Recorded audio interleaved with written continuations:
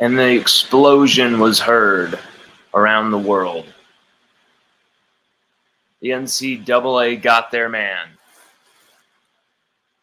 You know, LSU Odyssey has always been more LSU football, purely. It has been an LSU football-driven universe. We've tried to create. But when it affects the entire university of LSU, that's our turf as well. This, with Will Wade, the allegations, the notice of allegations LSU Athletics got, LSU football was not spared. And it includes a lot of stuff from the past, a lot of course, the John Paul Funes case. Many of you be familiar with that. Some of you won't. It involves the Our Lady of the Lake Hospital paying off of Vidal Alexander's parent to get Vidal Alexander on the team. These go back all the way to the Joe Oliva, F. King Alexander days, the Les Miles days. Just thrown in there purely to keep the investigation relevant with LSU basketball. And then you've got the Odell Beckham Jr. stuff. Okay, the Odell Beckham Jr. stuff is the only reason why LSU football is even in there now. Okay, the only reason why, and I don't understand.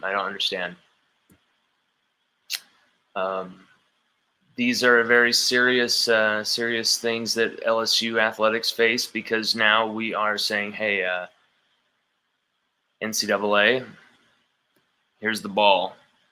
You know, I feel like just the way we have let go of Will Wade puts us in. I hope it puts us in an advantageous position, the one you would expect, where you're working with the NCAA. You put in a postseason ban, all this stuff for good faith, and hopefully they're lenient.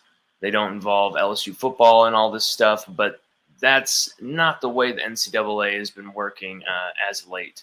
So I'm just very hesitant to be, I'm not going to worry at all about LSU football in this situation, because I'm a little worried with, when it's in the control of the NCAA. I will say that fully, admittedly. I do not trust the NCAA. I think this is very scary, very dangerous ground, but I understand why it was done. There was so much pressure, so much intensity, and it was helped by that Pat 40 piece. I understand why. The Pat 40, sorry, trying to share this. The Pat 40 piece definitely ramped up the intensity on Will Wade and the distractions on the team and everything boiling over. The questions, the media's circus began to swirl.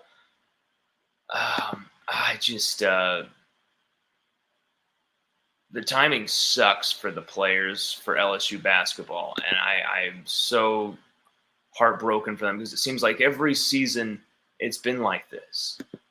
Every season, it feels like every season when you get to the postseason, Will Wade's been suspended. Someone's been, there's an interim coach. All this stuff every postseason, every year, and it just seems like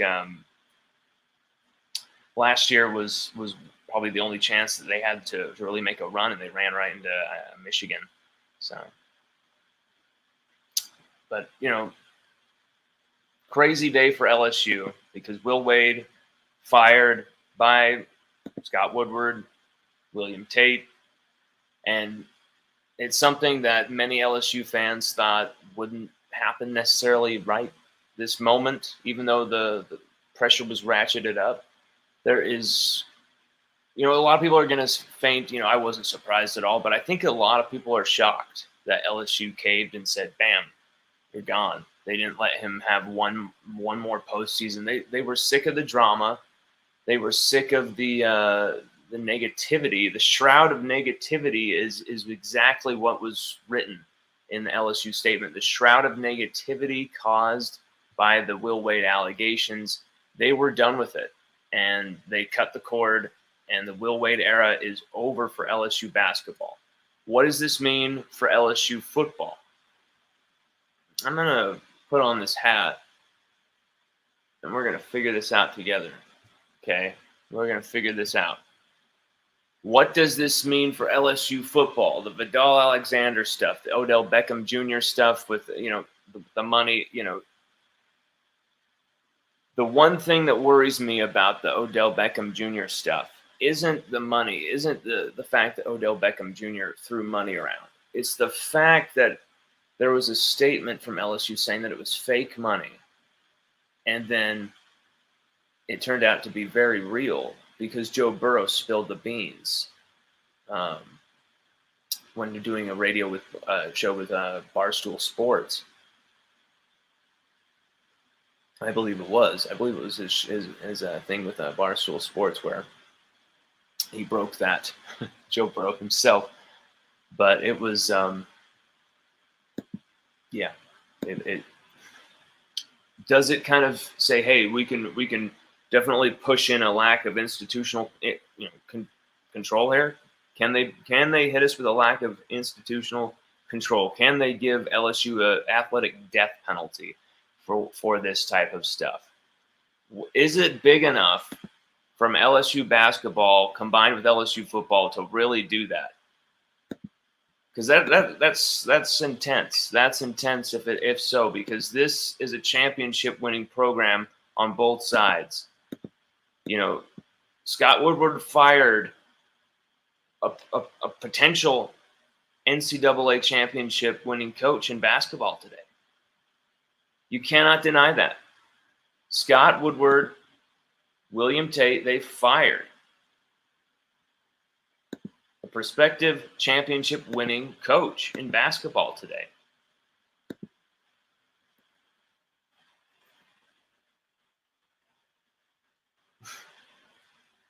It's just this is crazy, It's intense for LSU, and how many concessions until the NCAA will be satisfied?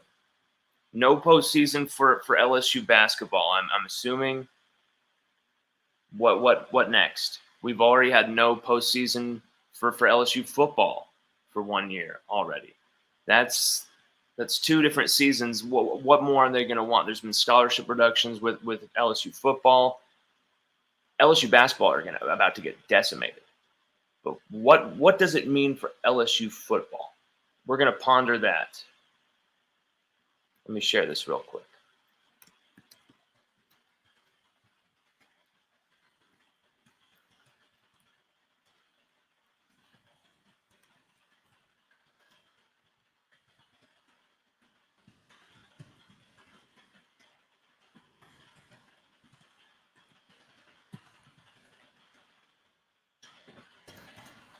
I've really enjoyed what Will Wade built at LSU.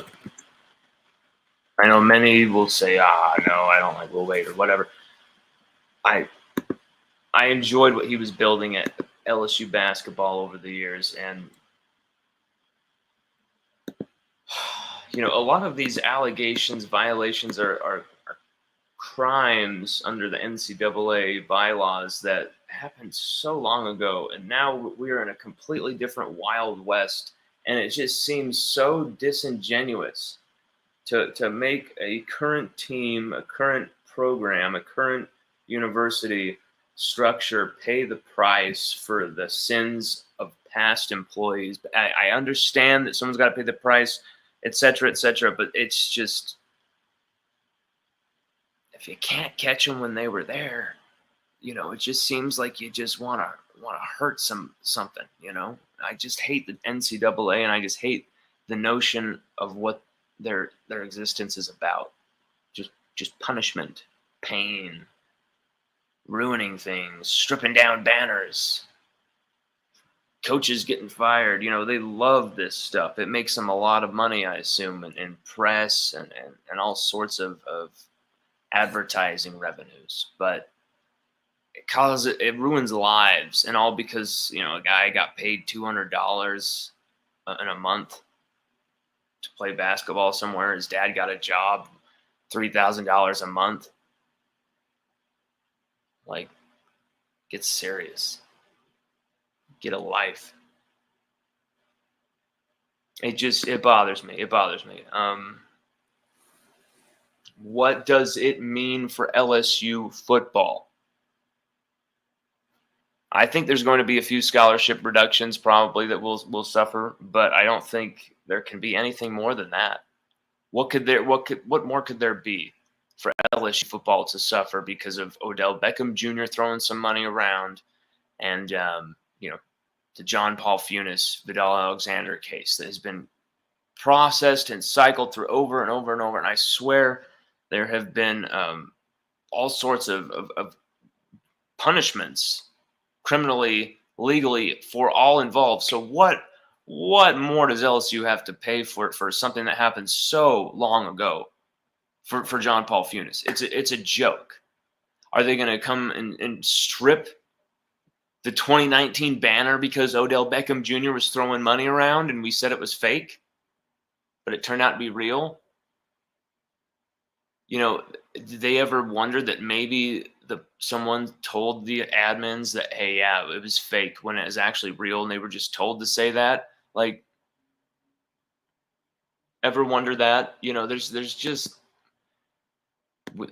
such a want to hurt someone, want to take someone down, want to destroy someone with the NCAA. Well, we want to ruin some lives. We want to burn this shit down, and it makes some of these self-righteous people very, it makes them happy, I guess, to take down these.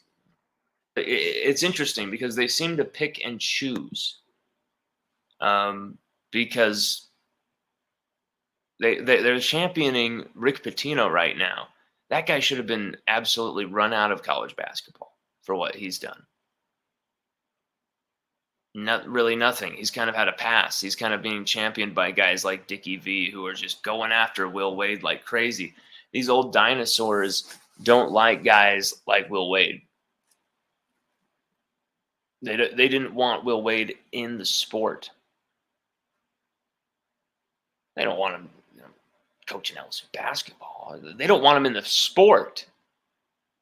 Like, they think he's a mockery to the sport. That's like, it's funny when you actually look at some of these records against him and how good he actually was. There's a fear of Will Wade, and I get it. Will Wade absolutely, as my buddy AD put it, shit the bed. But I just don't understand why LSU football would have to lie in it because of some Odell Beckham Jr. Throwing money around type of stuff. Like, it's just, what are we talking about here? What are we talking about? Why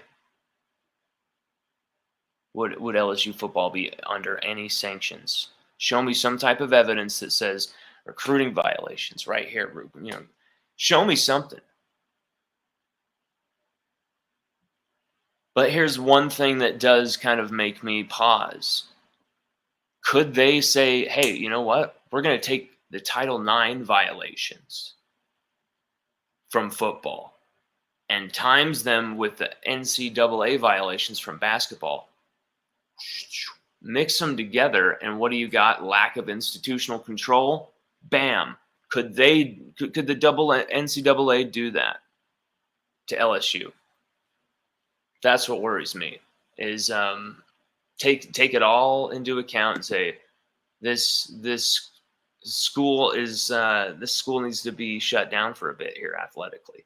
That's what terrifies me, because now we're playing by the NCAA's rules. We're playing by their playbook. We're at their mercy, and it freaks me out.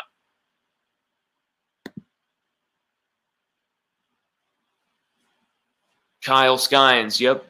Kyle Skynes comments, and he's rehashing the John Paul Funis case with Vidal Alexander. Yeah.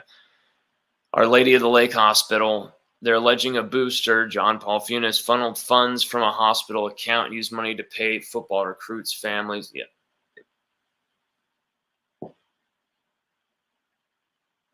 And people have paid the penalty for that already, and it's like we've already been through that those people aren't there.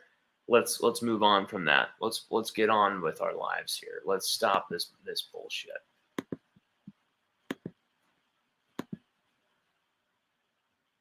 But LSU right now are going through a big time recruiting weekend. And that's kind of something I'd like to talk about, because we can't solve what's going on right now with the NCAA violations. We can't figure that out, where that's going to go right now. We can still talk about that. You can comment about that, and we can talk about it as long as you want to. But there's also some stuff about LSU's football recruiting this weekend that I think is definitely of note. Brandon Reese says, what do you think are Woodward's top choices to replace Wade? I saw on Fans cited that Matt McMahon would be a good choice.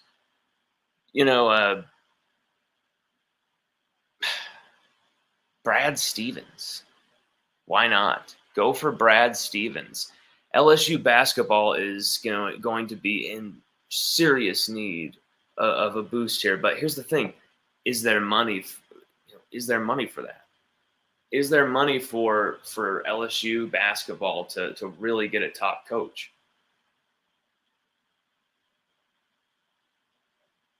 That's what I'm wondering, because LSU basketball will need a top coach for this type of rebuild. It's going to be a few-year process before LSU might get back to the postseason. Need to prepare for that for LSU basketball to maybe take a season in the NIT. Depends on who you hire. Because if you hire the right person, everything changes. Look at what happened with LSU football. You hire Brian Kelly, the whole outlook of your program, it changes completely. Suddenly you hear words like organized, professional, like they've actually given a damn about the recruits and taken time to get to understand and know them and figure out what they care about besides just football. And so you kind of see that LSU are making the right hires under Scott Woodward when it comes to Mulkey, and when it comes to Brian Kelly, Johnson in baseball as well. Definitely a big upgrade over Joe Alleva. Definitely. Joe Alleva almost looks like a mob boss at this point in the eyes of Pat Forty. I mean, my God, did you just read Pat Forty's article about Will Wade? Almost like a celebration of Will Wade's crucifixion. Almost just celebrating and just licking his chops. And it was like, I've been in those positions before where it was like exactly what I hoped for and exactly what I was reporting about would happen, and this person would kind of get their comeuppance because of what they did was wrong and whatever. But oh my God, you gotta step off that thing and you gotta be objective and get off the personal bullshit. And 40, I feel like crossed that line. I gotta say, I feel like he crossed that line with some of his language in his writing today. It was obviously personal between him and Will Wade. I don't know what happened between 40 and Will Wade, maybe in 2018 or something, but something happened. And I don't know why but people wanted Will Wade out of the sport for good.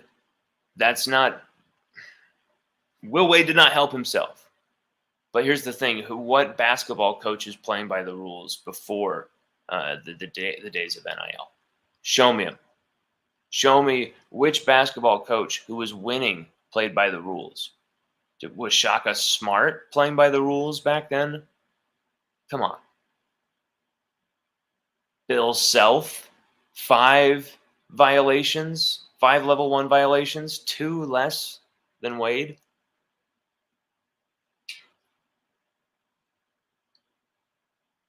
Jim Calhoun, Boeheim, even Coach K. And look at the academic fraud that was going on at UNC. College basketball is a cesspool of violations and disgraces when you're talking about student athletics.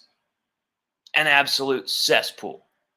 And so for them to claim that LSU is like, on this new, playing field of violations and disgrace or something is just an absolute lie when you actually look at who's done what. And look at what was going on at Louisville with the hostesses. That was almost like forced prostitution with the hostesses, what Rick Pitino was doing. So like you at Louisville, and then you're talking about, Rick Pitino and this abortion stuff too. So like you want to talk about, Will Wade, he perpetuated the gangster stuff, and I understand it. He was smug. He was cocky. He brought some of this on. But my God, this was a witch hunt from day one. And when you look at some of the sanctimony, it's all too clear. Kyle Skyen says, "Sorry, I came in late. Didn't know you already hashed that out." You're okay, bro. I was literally just explaining what you were commenting.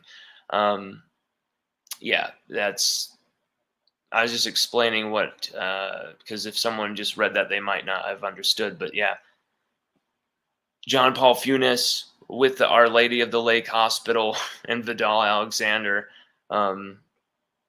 shocked. He was his career worth that type of a risk? 7th round pick from the Raiders. Some will argue not. Kyle Skyen says, "To be honest, I'm here to hear about this weekend's visits. Who do you think out of this weekend we have a shot with?" Nice, Kyle. That's what I was going to head to. Some fan, Brandon Reese says some fans are talking about Scott Drew from Baylor. That's that's who I would want. I think I mistakenly called him Bryce Drew earlier in some chat or some conversation. I can't remember where, but I accidentally called him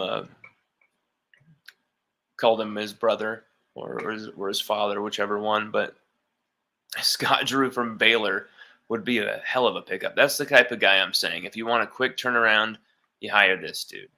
That's basically what yeah. Brad Stevens would be my ultimate, though.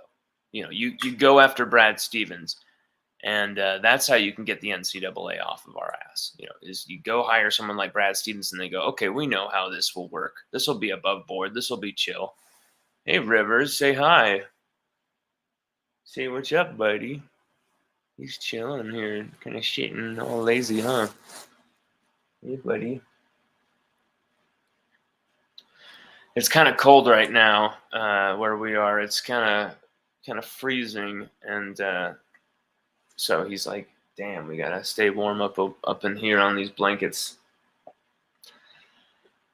But yeah, we're gonna move now into what LSU were doing this weekend in recruiting, because that's where it's at. That's where it's at. LSU, they had a lot of guys in there. Mac Markway, Derrick Williams came back for visit 2. Jonel Aguero came back for visit number 2. Who else? Caleb Jackson, Jordan Matthews, Trey Holly came back. It came last week. Bravion Rogers was a surprise visit from last week. Dante Moore, all the way from Detroit, came down to Baton Rouge last week. There's been a lot of visitors here at LSU this last week. Let's take a look here. Let's take a look-see. I've got the entire list, and Mac Markway is one that is at the top, because tight end is such a huge position of need. Okay, and why look elsewhere when the answer might be right underneath your nose? Robert Steeples coached at DeSmet High, Missouri. He knows Markway from his time coaching the kid, okay? And Markway, he's a top 10 tight end. He's a top 10 prospect that Brian Kelly was already recruiting like crazy. Brian Polian was also recruiting like crazy. And let me just tell you right off the top, Mark Way is already impressed by LSU. He's not going to have to be convinced that much to be a Tiger. That's what I wrote in the piece a few days ago before his visit. And now after his visit, we've got confirmation. He loves that Denbrock and Kelly are reuniting. He loves how many tight ends they've put in the NFL. He loves that Brian Kelly is in place at LSU. And, he thinks that Denbrock, wants to make LSU tight end university. That's something that intrigues him, is how Denbrock, Kelly are going to be utilizing the tight ends in this offense and how they're going to move forward with this tight end led offense. So it's very interesting to hear a recruit not only say that LSU's offense, LSU's offensive coordinator isn't just wanting him to come play for LSU, but this is our scheme and this is the future of our offensive direction. Like that's pretty hardcore and pretty badass. But that's information that we received, was that Mark Way is down for LSU's new offensive direction and new world order, the tight end U in a way.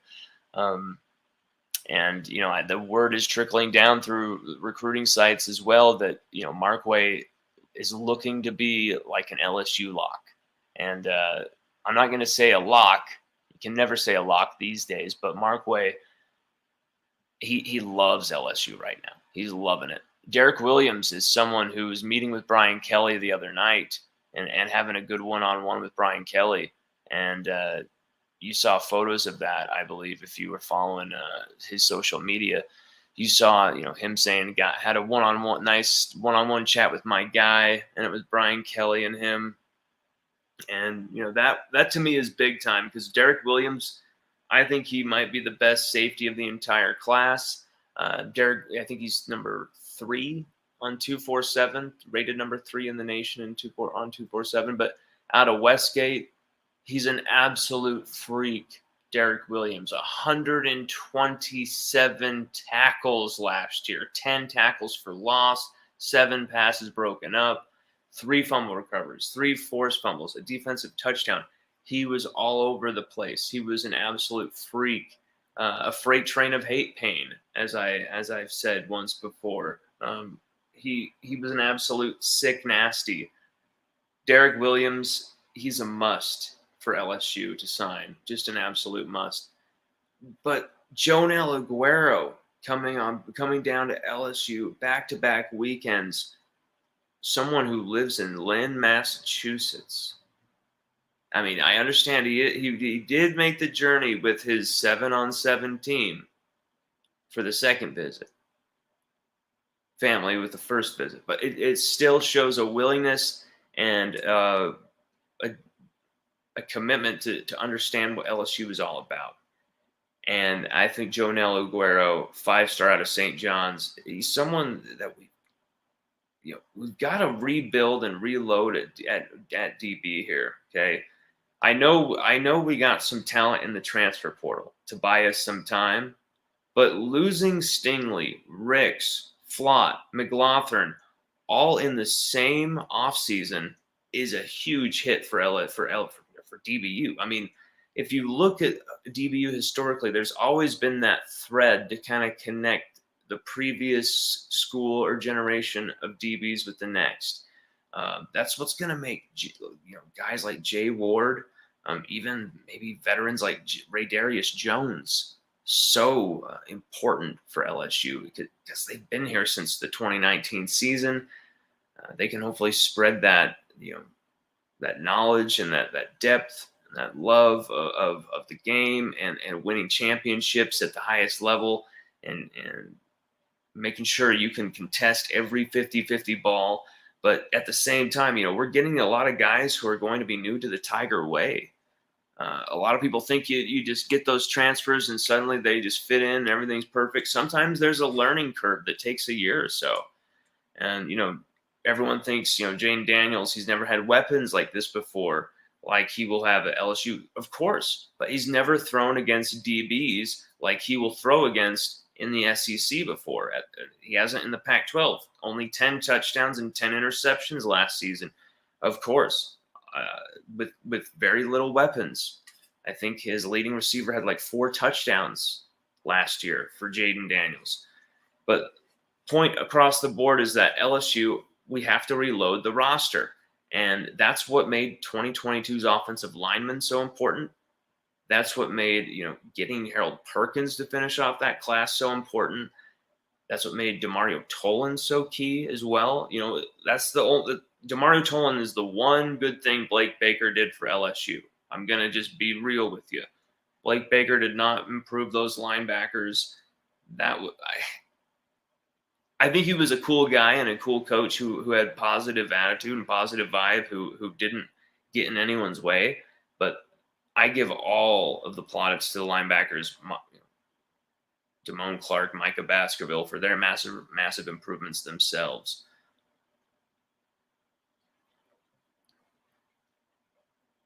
And I think now that we got a real linebackers coach in there, Matt House, LSU have a great chance to sign some real top of the line linebackers. Because what does a linebacker in high school, want to hear the most? Hey, I just want a Super Bowl from a high school coach. I mean, from a college coach would be just about the coolest thing you could hear. So, I want a Super Bowl as a linebackers coach, improving, guys like Daniel Sorensen to go flying high and winning games for us. That's what I want to see. And so Harold Perkins, that's why he signed on. And I think we're going to hopefully pull in a few linebackers in this class. Linebacker is still a very key position that we just have to load up at. You just have to load up at linebacker, in my opinion. You can't go into a class with just 1 or 2 linebackers on scholarship like last year. I think we had just two linebackers from the 2022 class, Demario Tolan and Harold Perkins. That's an absolute joke. This is a class where linebacker is so damn key, which, 2023, that makes Tackett Curtis very, very important. But will Tackett Curtis ever come to LSU? It looks like a visit is on the cards for Tackett in April.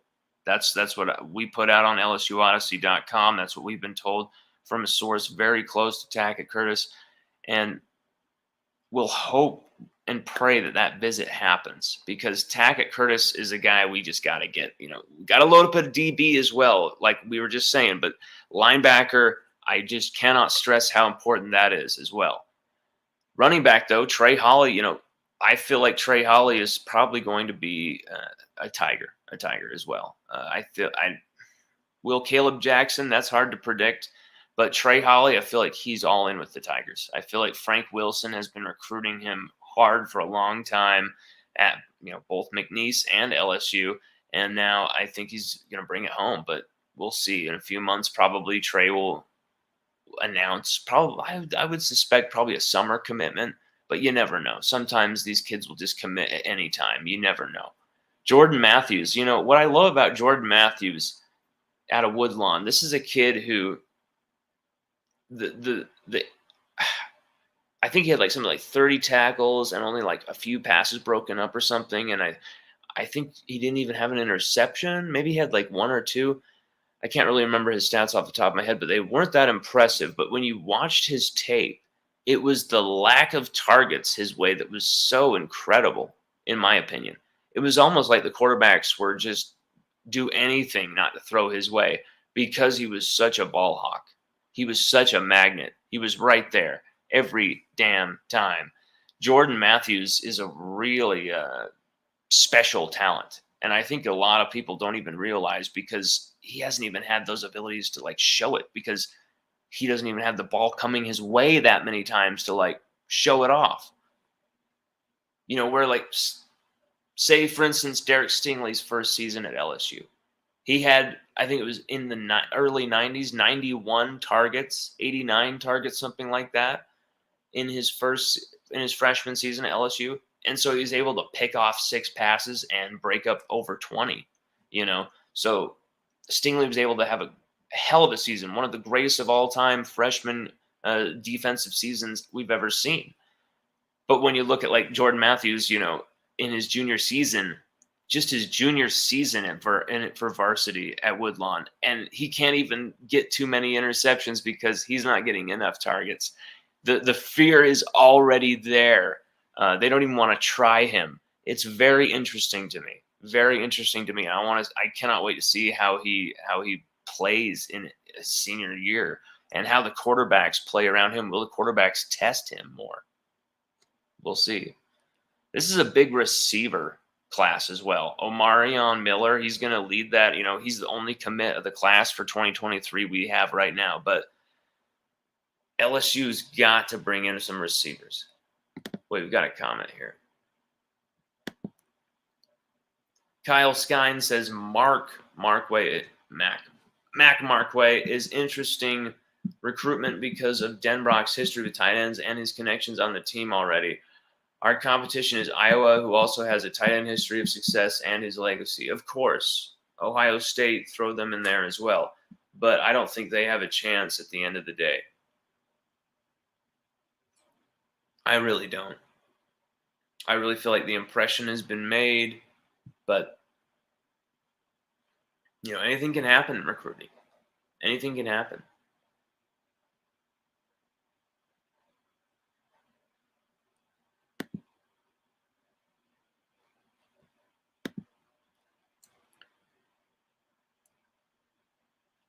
There's a really interesting receiver from 2024, Ryan Wingo, who's coming. I like to see him there.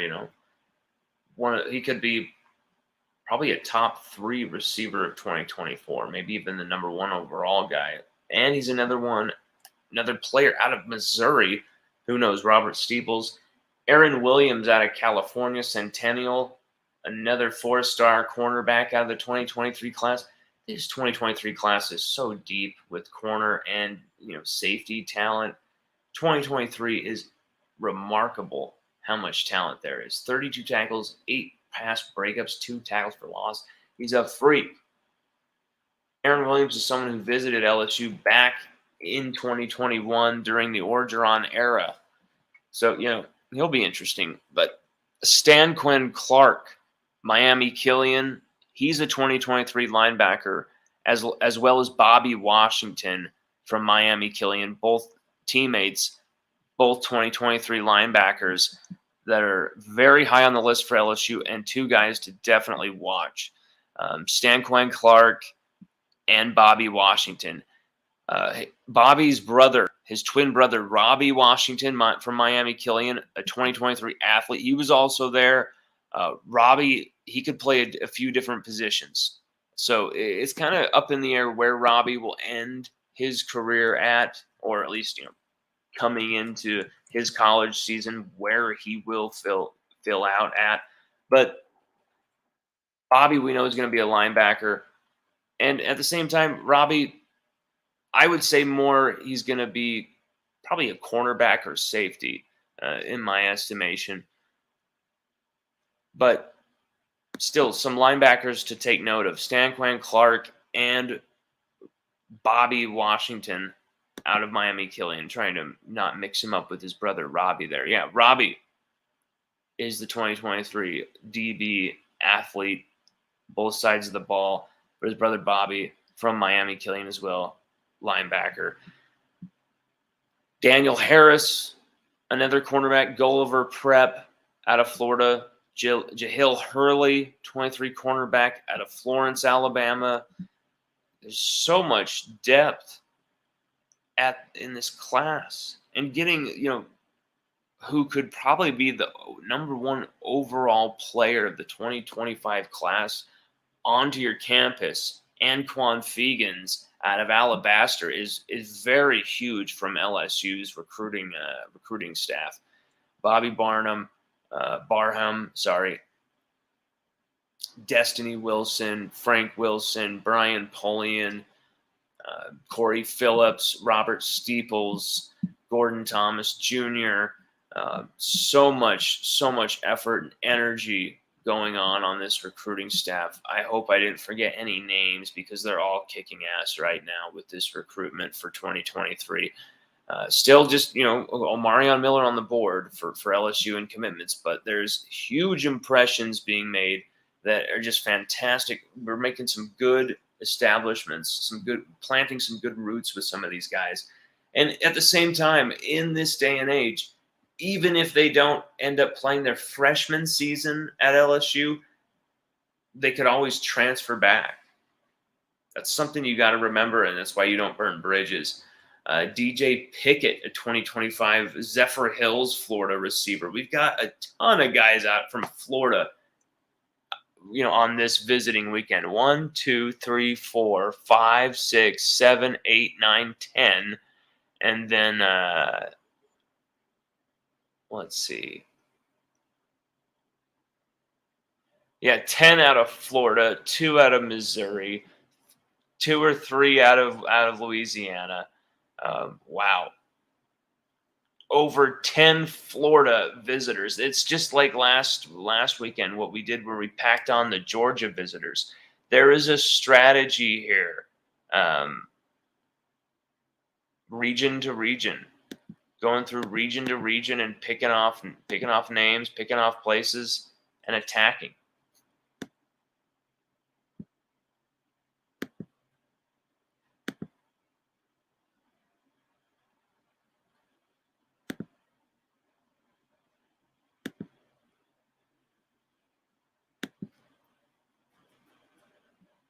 I love what LSU's football recruiting is doing right now. I cannot stress it enough.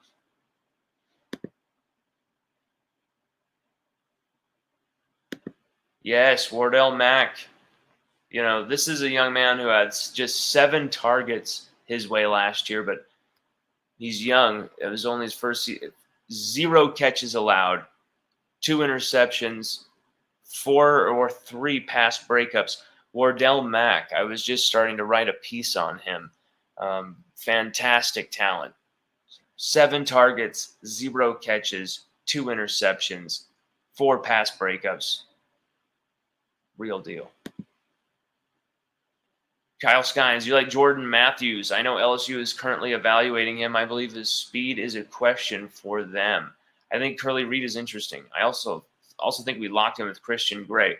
See, that's the thing with Christian Gray. I feel like, Marcus Freeman was able to do so much with him that it makes him a little uncertain for me. But you can never count out Robert Steeples, and you can never count out prior relationships with Robert Steeples. And we haven't seen how well those could pay off. It might be that every one of the young men who plays for him will sign on, just like, Mekhi Wingo, coming over from University of Missouri after his all-SEC freshman season, freshman All-American season. He comes to LSU because Robert Steeples.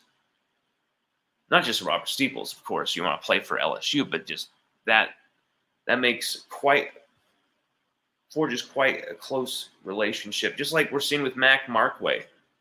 And, Christian Gray, he's someone we covered on the site. Curly Reed, he's someone who's going to be in part 3 of our targets pieces, because I think Curly Reed is one you got to pay attention to. But I do love Jordan Matthews. I love the potential I see there. The development is sky high from him. I feel like he could be a lockdown kind of type of corner. Yep, Mac got his offer from Cooks and Steeples.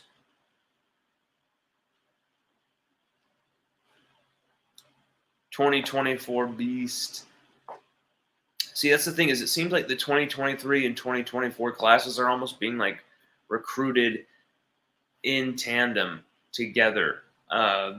Bizarre.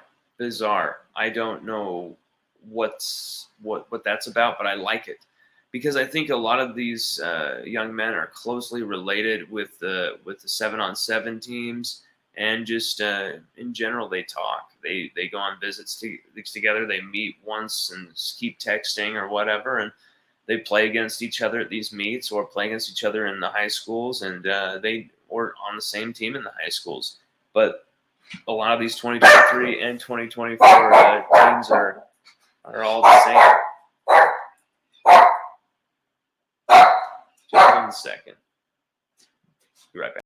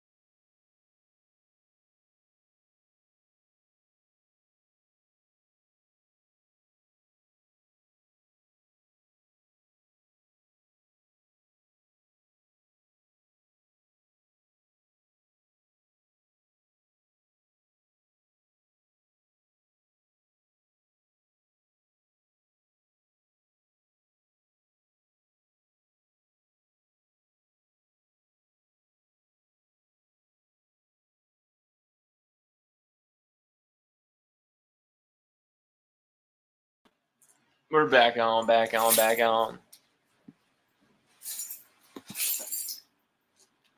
Chelsea is home. Chelsea is home. Rivers is going mad dog nuts. Oh, hey, buddy, it's all right. It's all good. So,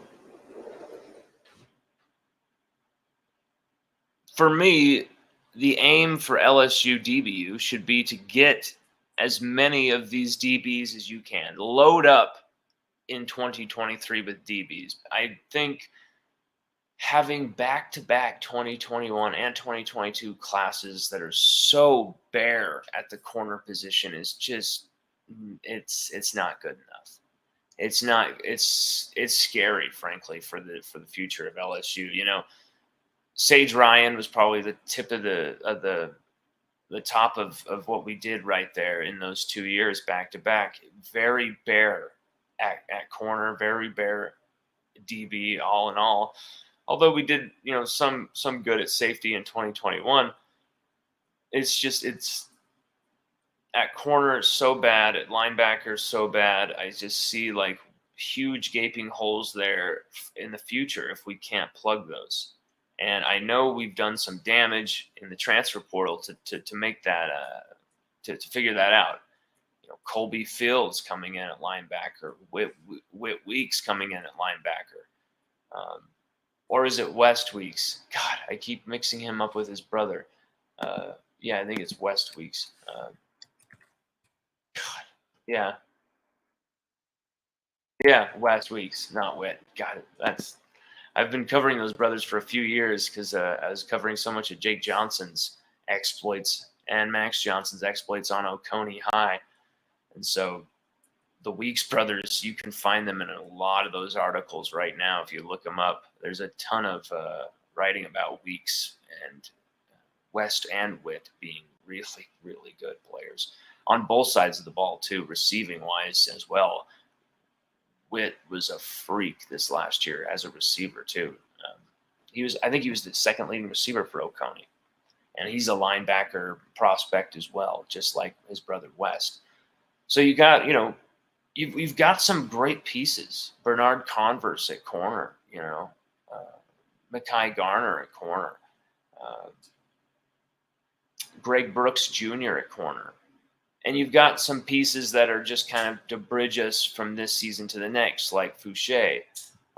But for LSU's long-term stability, we need to beef up the corner and linebacker spots now.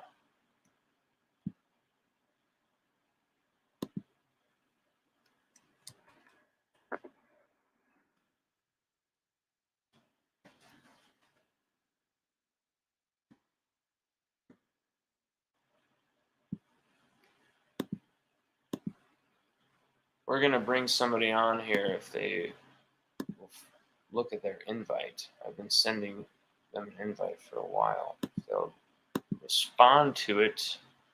I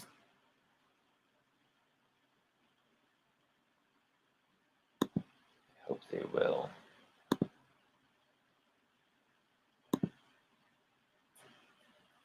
I only got about 10, 15 more minutes, but I really. Oh, Kyle Skine says, I know you touched on Tackett a little earlier.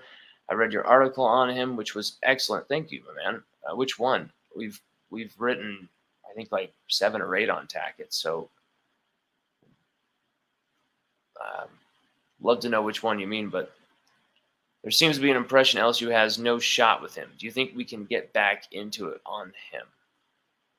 It's tough because it seems like there has been some hurt feelings there with LSU and with Tackett Curtis, and like LSU hasn't given a shit or something. And I don't know. I don't understand why he hasn't visited yet, but it does seem like some schools have made that more personal connection with him. During this transition, I think LSU lost a ton of ground.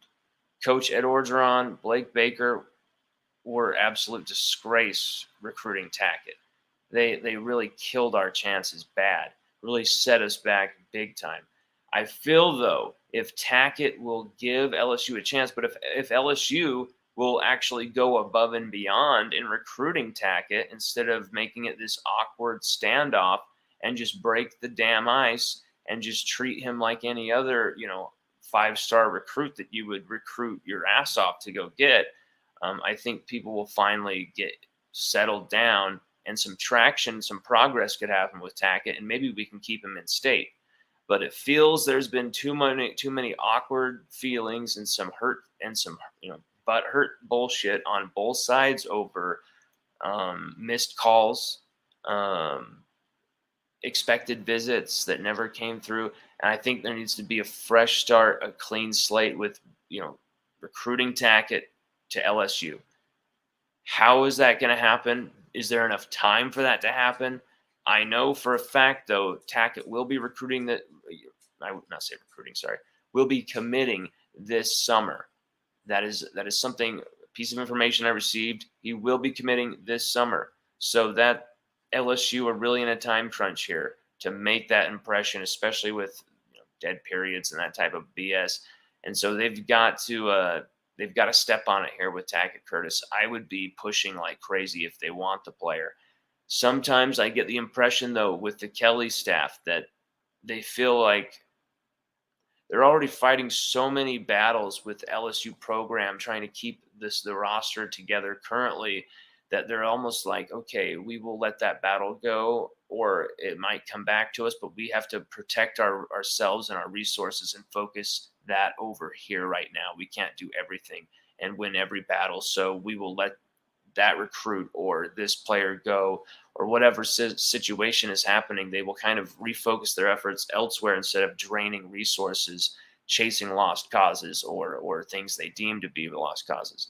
Is the recruitment of Tackett Curtis a lost cause? Hell no.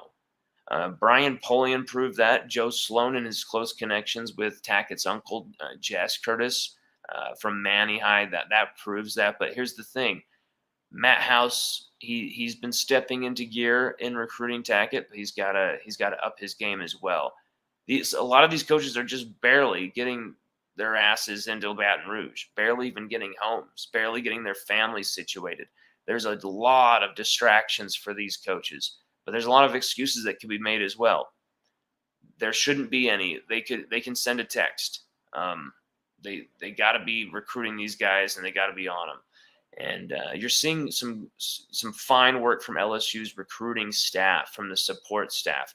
But I would like to see LSU's on-field staff step up their game more than just from the DBs. We're seeing Cooks and Steeples recruit their butts off, but I want to see Denbrock has started to really start recruiting really hard as well now that he's been in. And you're seeing Matt House finally start to get his feet wet in the recruiting and start to finally take off there. I want to see that take flight. And I think we will continue to see that grow and prosper with this staff. I believe in this staff. I think this is the right combination here of youth, experience, know-how, relationships, X's and O's. I feel like this is a strong, strong staff. Kevin Howell, my man, Kevo, what's up, brother? Just curious, with all the visitors by region coming in, are we still focusing in the boot? I know Tackett, Mack, and the kid from Westgate are priority. Just seems like a lot of focus in other states. Well, of course, you want to have that national footprint. You want to have that national impact, and you want to have that early, because sometimes you feel you can come back around to the in-state guys. But I feel like, Kevo, I feel like LSU are doing both in a strong way. I feel like they are recruiting the boot and doing justice with, all the guys you just said. They've had perfect attention with them, perfect getting them on campus for visits. Tackett didn't, but we've got a visit, kind of in the works for him with it, coming in April, hopefully. So they've at least tried. They've offered Mack, of course, Derrick Williams back for his second visit. Jordan Matthews was visiting. So they're definitely giving the boot a ton of attention, a ton of work. But at the same time, they are broadening their scope and trying to scare the shit out of Saban. And I love it. Because we're probably not going to get every one of these guys, obviously. You can't sign everybody. But just getting Jonel Aguero to come to Baton Rouge back-to-back weekends, that's a recruiting win in and of itself, in my opinion. Lynn, Massachusetts, back-to-back weekends. That's something. That's what this staff is about right now. Kyle Skynes, the one where you highlighted the previous staff's lack of engagement with him, how Blake barely only texted him once. Oh, you're referring to the article. Yeah. The Tackett Curtis situation explained. There was a bunch of people on Tiger droppings. Someone sent me a screenshot of this saying, hey, people are saying that was a lie, and blah, blah, blah. And it was like, that's funny. That's funny because literally everything that was said in that piece was proven to be true. Exactly how Tackett felt about Blake Baker, exactly how Blake Baker had recruited him. Almost everything we put in there was given a clearance after the fact. So it was funny to me that the article was still catching flack to this day on Tiger droppings. Like, I just can't win on that site. I just can't win.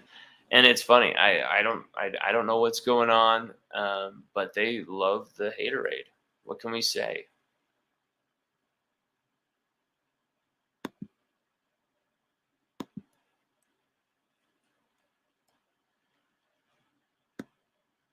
Oh my God. My face hurts. I don't know how people can do these things for hours. My face hurts. Has there ever been any clarity on the Mason Smith situation, why he was fired? Well, that would be 1A, not the double A's, because now we're talking Big Mason, which I'm worried Mason Smith, the big one, could transfer. I'm worried defensive lineman could transfer. I'm scared of that prospect. I hope not. I don't think so, but I had a weird vision of that happening. But has there been any clarity on the Mason Smith situation? Well, Jordan Arcemon, he is preferred over Mason Smith by Brian Kelly's people. That's just what it's about, and that's it. That's really it. Arcemon is they saw his work with getting Kieran Lacey. They loved the preview, and they said, we don't need two guys in doing this job. We already have a big staff. We don't need two guys doing one job. That's at least information I received. Maybe there's something more to it. Maybe more deeper, insane, or whatever. I don't think so.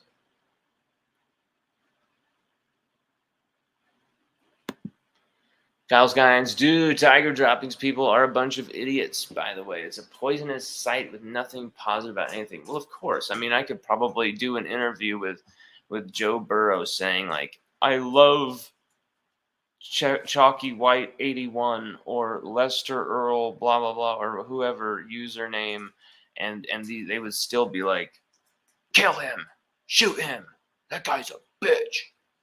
I want to kick that guy's ass. That guy's a dick. You know?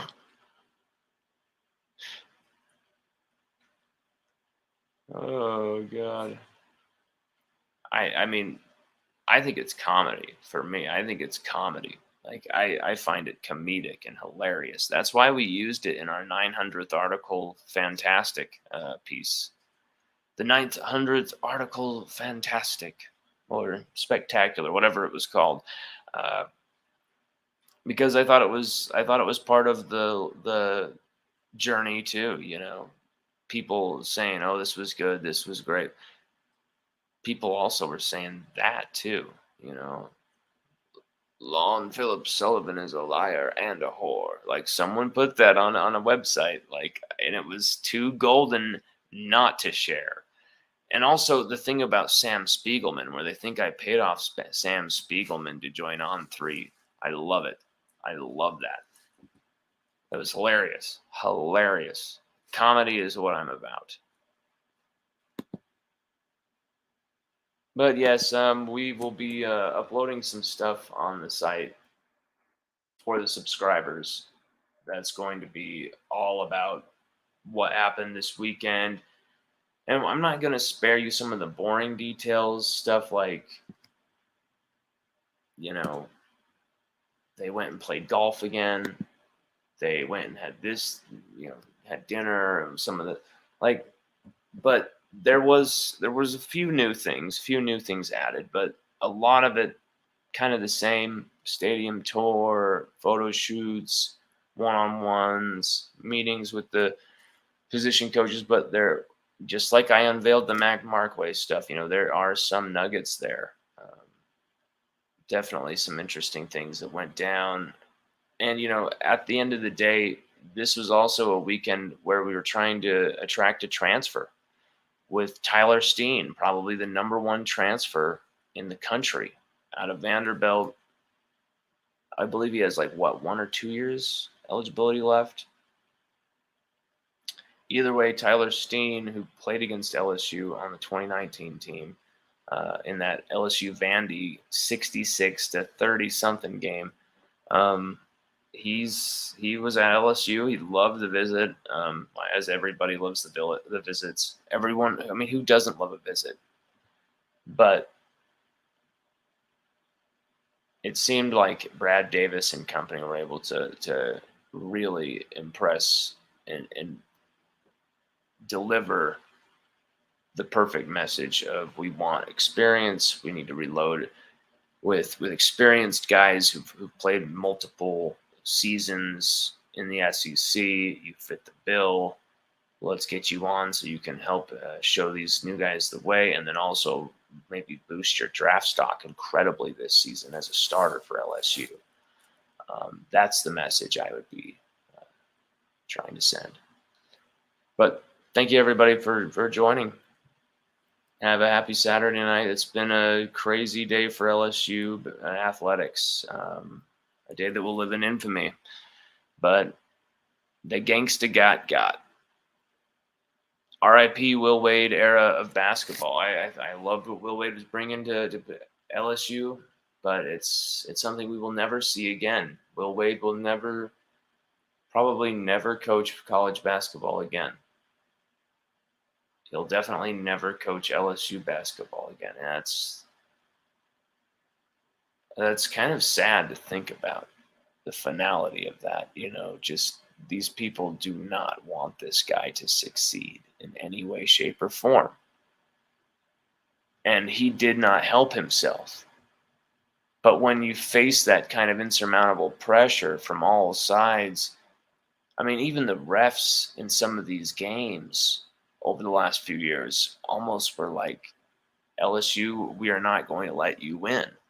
LSU, we are going to embarrass you. Will Wade, we are going to make a mockery of you. The old guard hates Will Wade. Will Wade gave them every reason to bury him, sadly.